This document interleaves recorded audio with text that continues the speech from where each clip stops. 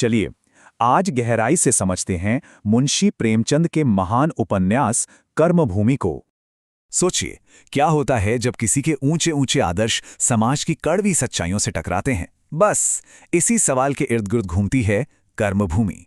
इसका मतलब ही है कर्म का क्षेत्र।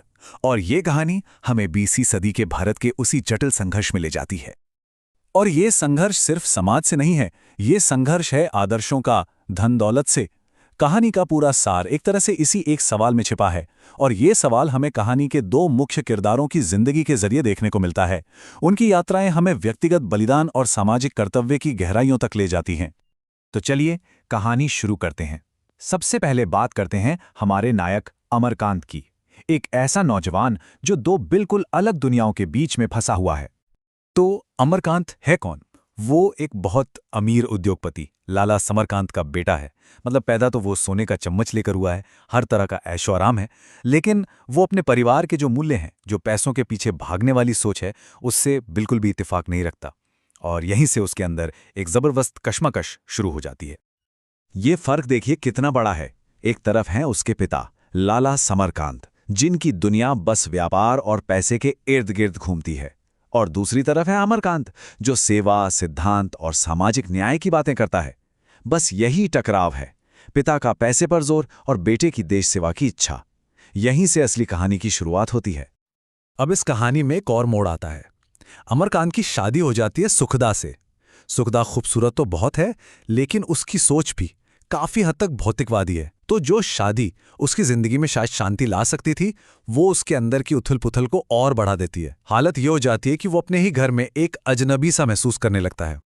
दोनों की सोच में जमीन आसमान का फर्क था, और ये फर्क उनके बीच एक ऐसी गहरी खाई बना देता है जिसे भरना लगभग नामुमकिन सा लगता है। नतीजा, अमरकांत अपनी शादी में ही बिल्कुल अकेला पड़ जाता है।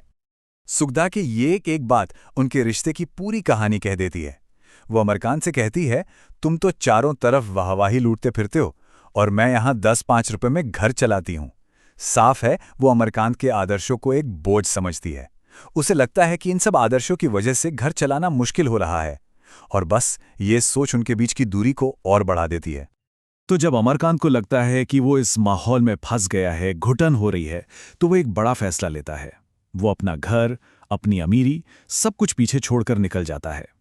और ये एक ऐसा मोड़ है कहानी में जो न सिर्फ अमरकांत बल्कि सुखदा को भी एक बिल्कुल अलग सफर पर ले जाता है।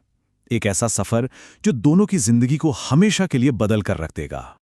तो अमरकांत तो चला गया, अब बात करते हैं सुखदा की। ये देखना बहुत दिलचस्प है कि अमरकांत के जाने के बाद सुखदा में कैसे एक बहुत बड़ा और शायद जिसकी उम्मीद भी नहीं थी वैसा बदलाव आता है। शुरुआत होती है मजबूरी से।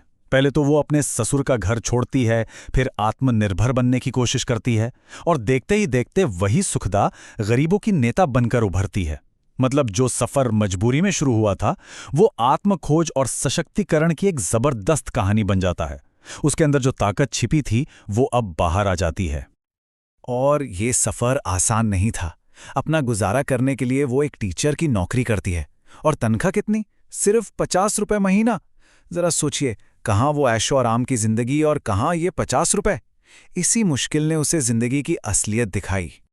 जब उसने खुद संघर्ष किया तो उसकी आंखें खुली। उसने पहली बार गरीबों और मजलूमों का दर्द समझा। ये जो व्यक्तिगत संघर्ष था ना, इसी ने उसे पूरी तरह से बदल दिया। वो भौतिकवादी औरत अब एक हमदर्द और दयालु इंसान बन चुकी थी। तो एक तरफ सुखदा की जिंदगी बदल रही थी, और दूसरी तरफ अमरकांत का क्या हुआ? वो भी अपने चुने हुए रास्ते पर आगे बढ़ रहा था, अपने आदर्शों को हकीकत में बदलने की कोशिश कर रहा था। तो उसने क्या किया? वो शहर की चमक दमक से दूर अछूतों की एक बस्ती में जाके रहने लगा। उसने तय किया कि वो समाज के सबसे पिछड़े लोगों के बीच रहेगा, उनके लिए काम करेगा। उस जमाने के जो सामाजिक अन्याय थे, उसने उनका सीधा सामना किया, और शायद वहीं उसे अपनी जिंदगी का असली मकसद मिला। और फिर देखिए कहानी में क्या होता है। दोनों, अमरकांत और सुखदा, अपने अपने तरीके से किसानों और मजदूरों के हक की लड़ाई में शामिल हो जाते हैं।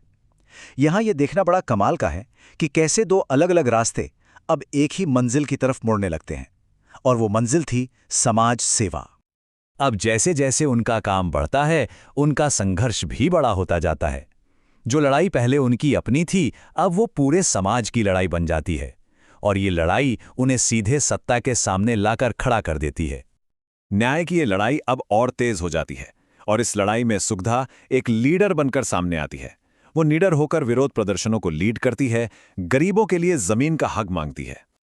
लेकिन इस सक्रियता की एक बहुत बड़ी कीमत चुकानी पड़ती है।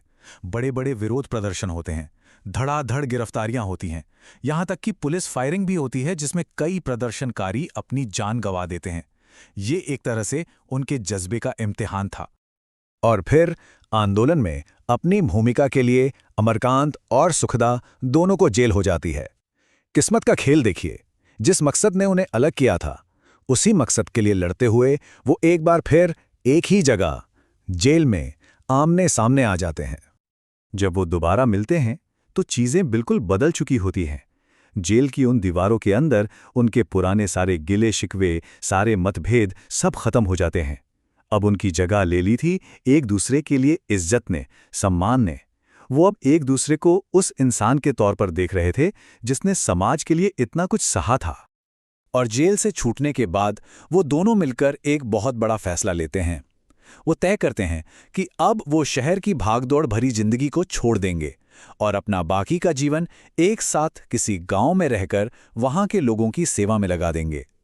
तो कर्मभूमि की कहानी हमें इसी मोड़ पर छोड़ देती है, एक बहुत बड़े सवाल के साथ। क्या जिंदगी का सच्चा मकसद पाने के लिए अपने व्यक्तिगत सुख को छोड़ना जरूरी है? आत्मसंतुष्टि और दूसरों की सेवा, इन दोनों के बीच क्या रिश्ता है? ये एक ऐसा सवाल है जो प्रेमचंद ने तब पूछा था, लेकिन आज भी ये उतना ही मायने रखता है।